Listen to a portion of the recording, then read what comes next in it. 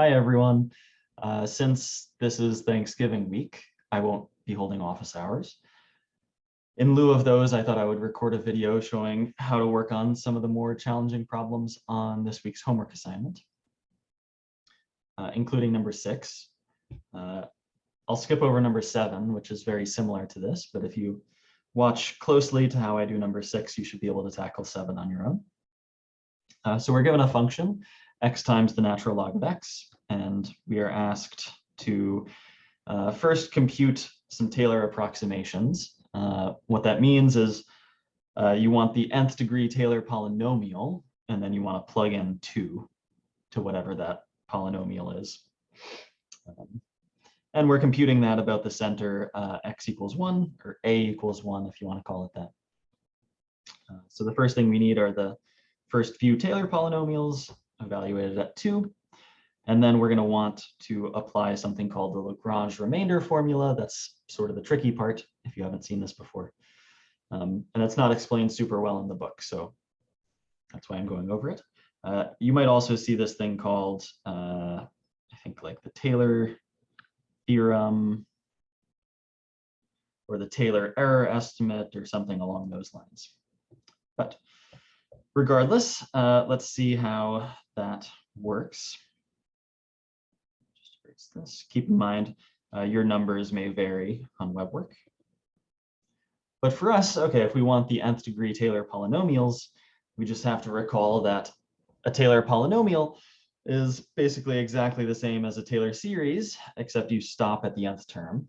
So instead of being, a full-on power series that goes to infinity, it's just an nth degree polynomial. And the only thing we really need to worry about,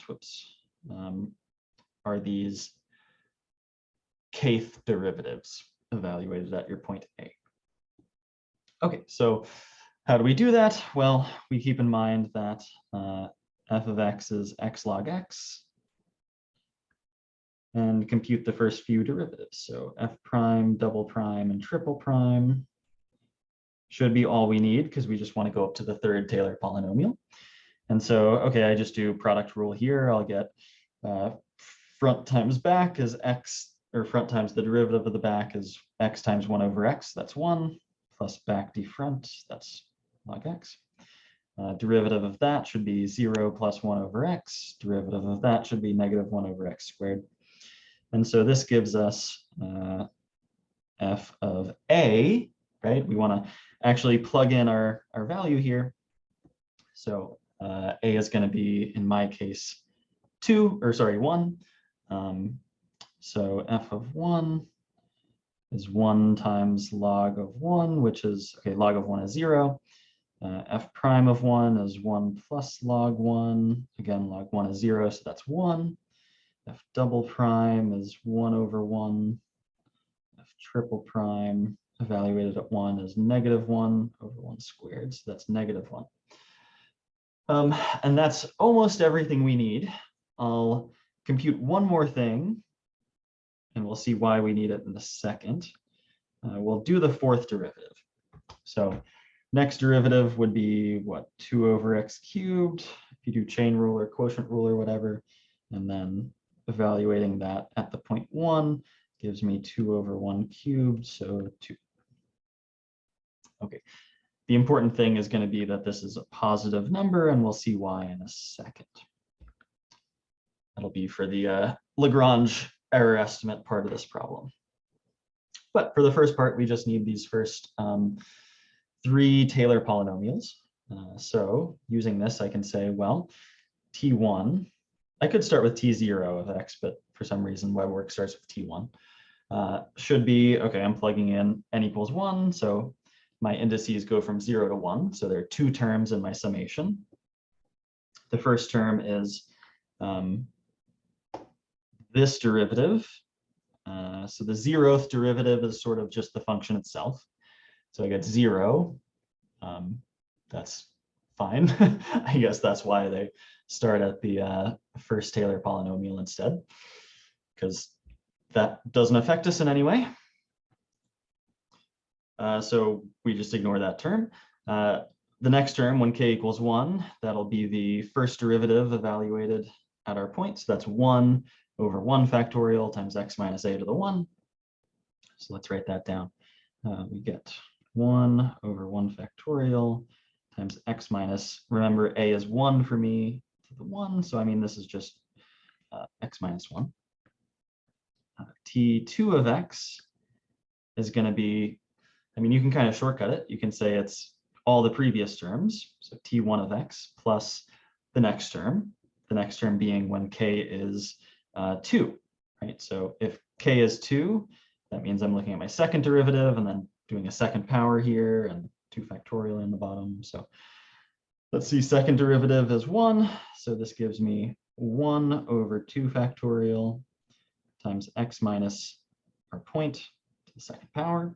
And then same story for the third degree Taylor polynomial. You take the one before that and just add 1 over 3 factorial, or sorry, not 1, but negative 1, whatever your derivative, your third derivative is. So that's a negative 1. I guess I'll make this minus 1 over 3 factorial, x minus 1 cubed.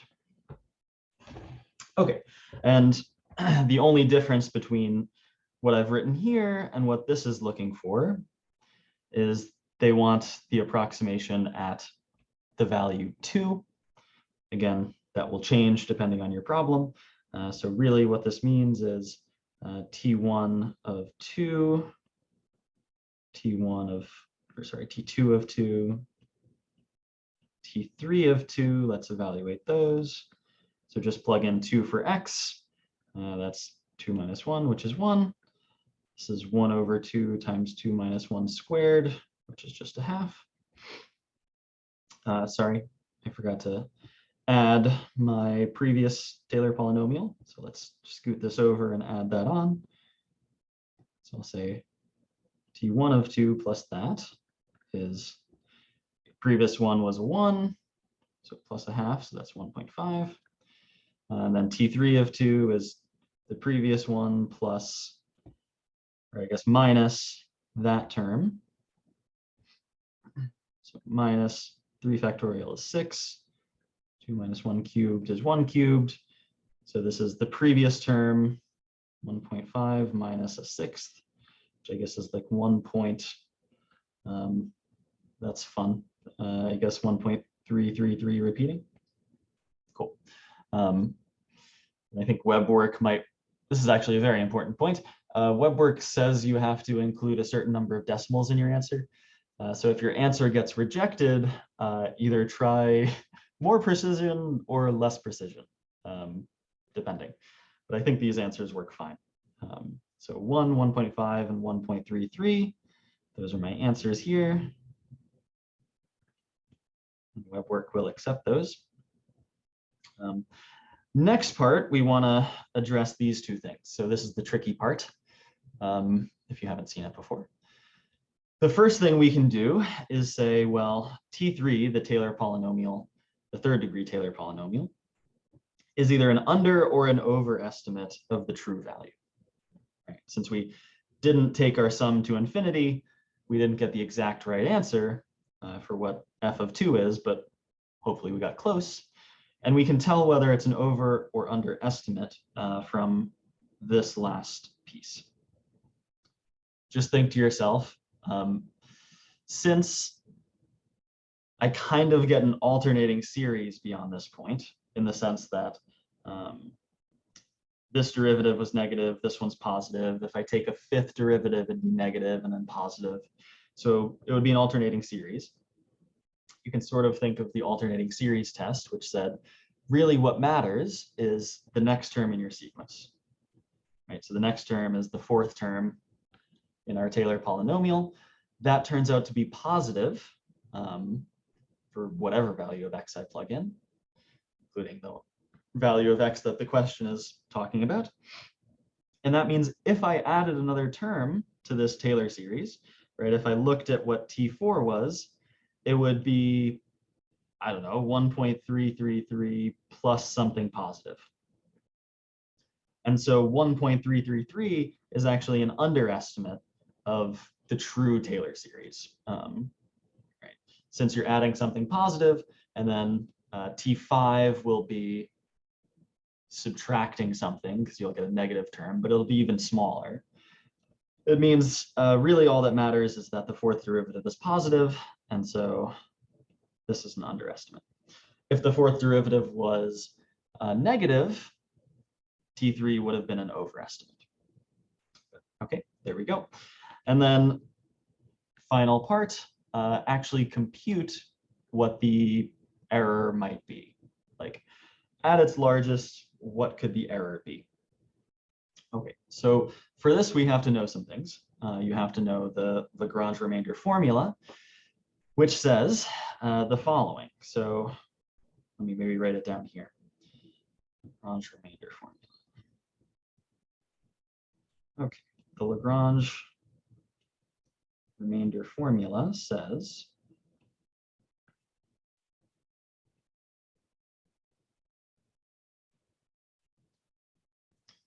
I guess I could write a general case. If you're looking at the error in your like nth degree Taylor approximation, so this is how far off that approximation might be. The formula says there exists some real number m such that this error is less than or equal to m divided by n plus 1 factorial times the absolute value of, and this is where you have to think about the points you're using. So let's call this, let's say this was A, sort of the center of my Taylor series, and this was any value x that I want to choose.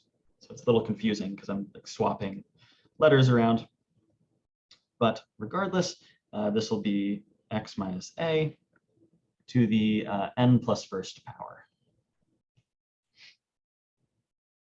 Okay, this is sort of like an alternating series test, but the problem is you don't know what m is. The way to determine m is to say that, okay, actually m is some number that's larger than or equal to the derivative, in particular the n plus first derivative, evaluated at some point t, where t can be taken as any value in the interval between like x and a. So I'll say t in the interval, let's say a to x. Depending on whether a is bigger than x or not, this also might look like x to a. In our case, a to x will work. Okay, so let's translate this into our world. We have a is 1, right? So this is 1. For me, x was 2. For us, we're also looking at, let's use purple or something. N is 3, right? Because I'm looking at the error of a third degree Taylor approximation. So that's 3, that's 3. A is 1, x is 2. Go back to my purple marker. N is 3 again. So I'm just plugging everything in. So let's write this down. So I get R3 should be less than or equal to m over 4 factorial times, okay, for me this is 2 minus 1 to the 4th power. So let's simplify this. 4 factorial is 24. And then I guess I'm lucky in the sense that 2 minus 1 is 1. So I can just leave it there. Your numbers are probably different, so you have to keep this around, evaluate what that is. So for us, this is where m is greater than or equal to the 4th derivative of t for all t in the interval 1 to 2. Okay, now the question becomes, first of all, I know what the 4th derivative is, right? We evaluated that. It was 2 over x cubed, 2 over t cubed if I'm using t here, so 2 over t cubed. I don't need the absolute value in this case because t is between 1 and 2, so t cubed is positive. So this is just same thing without the absolute value. And then the question is, how big can this possibly get, right?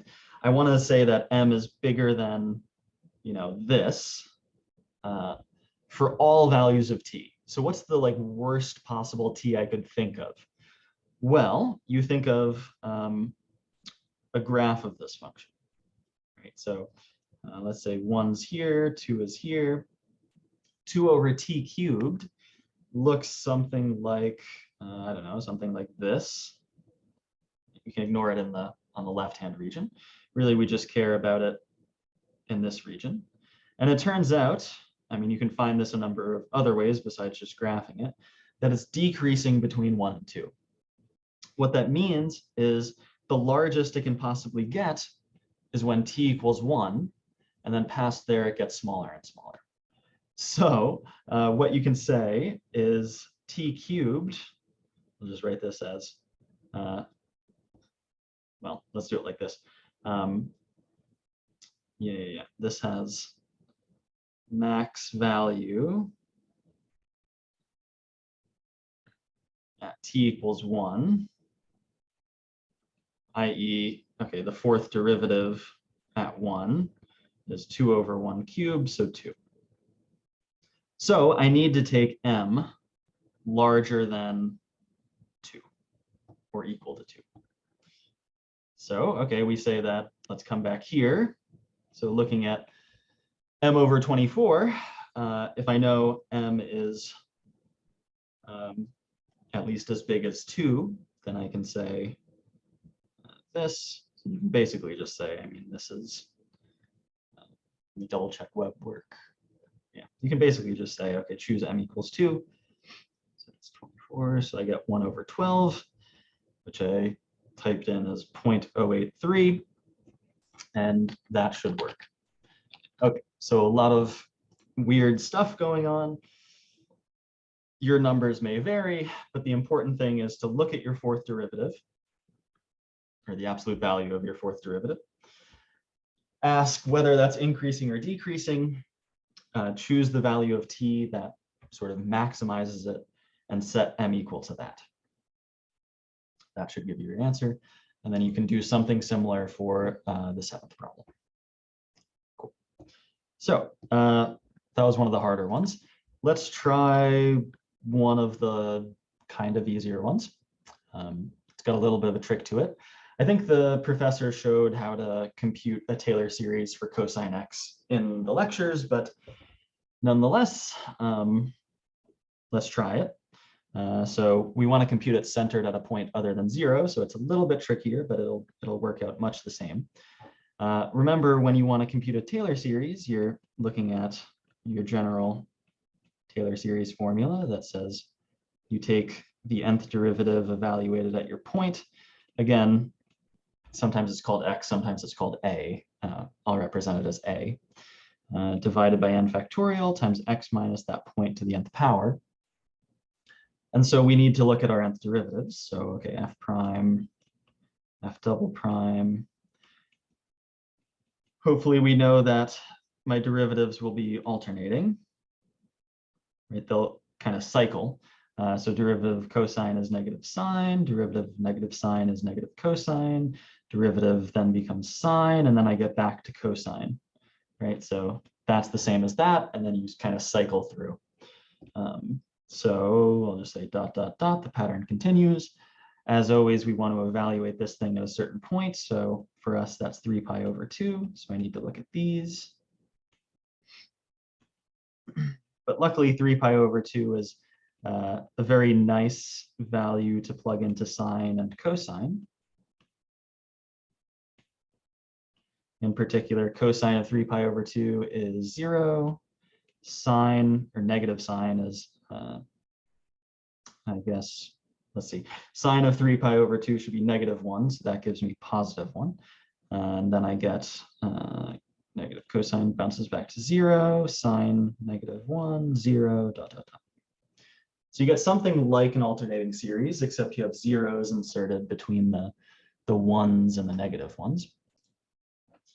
Okay, but plugging this into our Taylor series formula, I guess you kind of need a formula for these things, right? So what I could notice here is that if I ignore every other term, Because I mean, if I have a 0, this is going to be 0 and the whole term just disappears. So you can sort of ignore those terms and say that at least on these terms, I get something alternating from 1, -1, 1, -1, 1, -1. And so that pattern gives rise to this fact that if I look at the even order derivatives, right, so this was n equals 0, this is n equals, sorry, 1, n equals 2, n equals 3, n equals 4. So I was saying ignore the odd powers. So 2n is always even. If I look at that evaluated at 3 pi over 2, I just get -1 to the n. Okay, so using that observation, I can say this, f of x equals, let's just bring this down here. And that is a little weird to write because I know what the 2nth derivative is, but I didn't get a formula for the nth derivative. But I'll just shortcut it for you and say I can actually write this as, sorry, I'll do this with -1 to the n. And instead of n factorial, I'll put a 2n factorial. Instead of x minus a to the 2 or to the n, I'll do it to the 2n. Convince yourself these two things are the same. In particular, sit down and say, okay, for n equals 0, you know, one formula gives me the 0th term as, okay, the 0th derivative at a over n factorial times x minus a to the 0. Whereas this also gives me, okay, well, f of 0 evaluated at our point A was 0. So, okay, so that's a mistake. Sorry, I should have had odd terms. I misspoke. Sometimes you get into a roll and mess things up. This should have been x minus a to the 2n plus 1. And let's go ahead and replace a with 3 pi over 2, because that's the point we know we're working with. This is 2n plus 1. Okay, that should be better. Then these agree because, yeah, earlier I might have said even when I meant odd or vice versa, but these should agree because, for example, at n equals 1, the top one gives you the 0th derivative, which is 0. And then this would give you, let's see. Yeah, I guess you have to be a little careful. Let's think about this instead. So, okay, for this series, I get at n equals 0, I get 0. At n equals 1, what term do I get? I get the first derivative at a, which was 1 over 1 factorial times x minus a to the 1. And then let's see about for this series. For n equals 0, I get -1 to the 0, that's 1, divided by 2n plus 1 factorial, that's 1 factorial, and then times x minus 3 pi over 2 to the 2n plus 1, but that's 2 times 0 plus 1. Okay, so they do match up.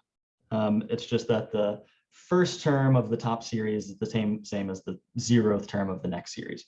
But that's fine. It's basically just saying the 0th term of my top series didn't matter. So it's a slight reindexing. Hopefully that makes sense. I'm going a little fast, but there you go. That gives you your Taylor series. You can check like n equals 2 and the bottom series matches up with n equals 1 in the top series. And that gives you your Taylor series there. Okay, or I guess I should say n equals 2 matches up with, I guess with n equals 2 here. You have to be a little careful. You're basically throwing out all the terms that had 0 in them. Sorry if that's confusing. Okay, so that's your Taylor series. And then to finish up that web work problem, you're just asked to write out the first like 5 terms of that, and then mention the interval of convergence. Luckily for us, the interval of convergence here is just going to be -∞ to infinity. It's all real numbers because we're working with cosine, and cosine, sine, e to the x.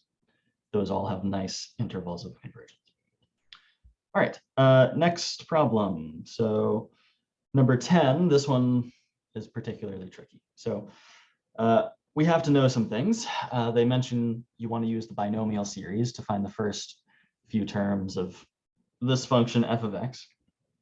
Of course, you could sit down and compute derivatives, but it would get real ugly by the time you got to like the fourth or fifth derivative. So we don't want to do that. We want to use the binomial series, which I didn't have time to introduce in section, but I'll introduce now. Luckily, we're working at x equals 0, so that'll keep it looking a little nicer than before. But let's look at a binomial series. This is something discovered by Newton, that this formula works pretty much for any value of n you want. Depending on your value of n, you'll get a different interval of convergence, but we'll talk about that later. So anytime I have something like 1 plus x to the nth power, you call that a binomial kind of, yeah, it's like 1 plus x times itself a whole bunch of times. So you can expand that out, and it turns out that you can represent it as an infinite series. You have to know what this means. Those are called binomial coefficients, and the formula for those is just given here. You start with n, and then just like a factorial, you decrease. You decrease until you get to like n minus k plus 1 in this case. You may have also seen this written as n factorial over k factorial times n minus k factorial. So you can use that form if k and n are like non-negative integers. But Newton discovered this works for like any real number you want to plug in, weirdly. Which is not something they often teach you in classes where binomial coefficients come up. Anyway, let's just assume this is true. Then what you can do is you can try negative values of n here. Again, it's weird to talk about a binomial coefficient where n is negative, but just kind of ignore that. Trust that this formula works, and what you'll get is this. So when you have negative powers, so say 1 plus x to the negative n, you actually get this series. And I didn't write it in sigma notation because it's kind of ugly that way. But all that's happening here is for k equals 0, so for the first term in my summation, n choose 0 is just n, and x to the 0 is just 1, right? So we don't have to really worry. Sorry, I said n choose 0 is n. I meant to say 1. So n choose 0 is 1, so we get this term. Then what I meant to say was for k equals 1, n choose 1 is n. And so you get that term. The reason it's negative is because, well, n was negative. Then you have, for n choose 2, it gets weird, right? Because you're allowing n to be negative. So you say, okay, n choose 2 is actually, use this formula. That's n times n minus 1. And then you keep getting smaller until you hit n minus k plus 1. For us, k is 2. So n minus 2 plus 1 is n minus 1. So that means we actually stop here. We don't continue any further. And then divide that by k factorial. So that's divided by 2 factorial, which is just 2. Okay. Of course, this looks a little different than what I've written here. The reason being we're taking n to be negative, right? So for example, in our problem, n was -5. So this term, -5 choose 2, actually looked like -5 times -6. And you'll see the negatives cancel out. So that's why this term is positive. The 2 comes from the factorial on the bottom. Okay. Next term would be something like -5 choose 3. And that would be, okay, -5, -6, -7. And then that's where I stop, because -5 minus 3 plus 1 is -5 minus 2, which is -7, over 3 factorial. Notice I have 3 negatives now, so 2 of them cancel, and I leave 1 negative sign behind. That's where that comes from. 6 is 3 factorial, and then n times n plus 1 times n plus 2. Again, you kind of absorb all the negatives into a single negative, and then you had 5, 6, 7. So n plus 1, n plus 2. Okay, messy, messy, messy, but trust the formula and just apply it. So let's just get rid of this. So this formula works.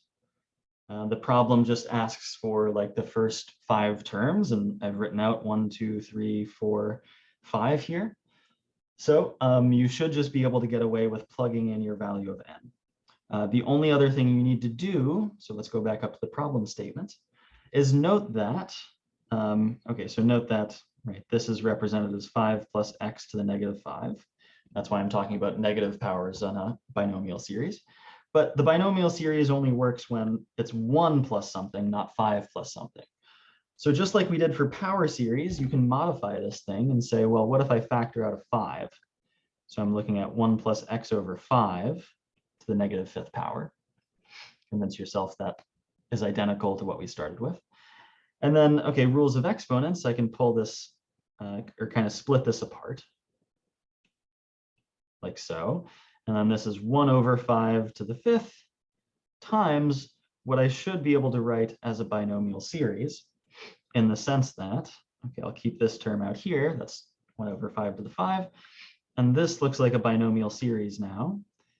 K equals 0 to infinity. And all I need to know is that this is sort of this. So instead of writing x to the k, I'm going to write x over 5 to the k. X over 5 to the k. And then for my binomial coefficient, we actually know the value of n, right? For us, that's -5. So this is -5, choose k. And there you go. So this thing right here, you look down here and you say, I mean, I guess I didn't need to write all that out. Essentially, you just use the formula and say, well, that's this whole thing. So that's blah, just kind of put that in there. 1 minus -5x, right? Because x is, or n is -5, plus 1/2 n is sorry, I guess I should have said, yeah, this is slightly weird, isn't it? So let's actually be real careful here. Notice I wrote -n. So n is actually 5 here. So this should be 1 minus 5x plus 1/2 5, 6 x squared minus 1/6 times 5 times 6 times 7 x cubed. And then, of course, you just have to be careful with those. Those should actually be x over 5. So let's go in and rewrite those. So x over 5, x over 5 squared, x over 5 cubed, and whatever your last term is. I don't feel like writing down. X over 5 to the 4th with all that stuff before it. And there you go, right? So when you're asked for each individual term, just don't forget to distribute the 1 over 5 to the 5th to each of those. But there you have it. Hopefully you can parse that. I know I'm going fast and not making much sense, but it's late and I'm tired. Last one I'll talk about is finding the sum of this series. And this comes down to a really quick trick. All I'm going to say is recall, I don't think I mentioned this in some of the sections, but you can always represent e to the x as an infinite series, looking like x to the n over n factorial. These look sort of similar, except the top one's an alternating series and it has x to the 3n instead of x to the n. But I'll just mention this as an offhand remark. You should be able to rewrite this as something to the n over n factorial, and I'll leave it to you to figure out. I mean, it's just some algebra to figure out what goes there. And then you can sort of say, you know, instead of x, it's question mark. So that your answer should be e to whatever that thing is. And that's it. Thanks for watching. Sorry for all the typos and stuff I said wrong, but I think I corrected it all. Email me if you have questions, and otherwise have a good Thanksgiving break.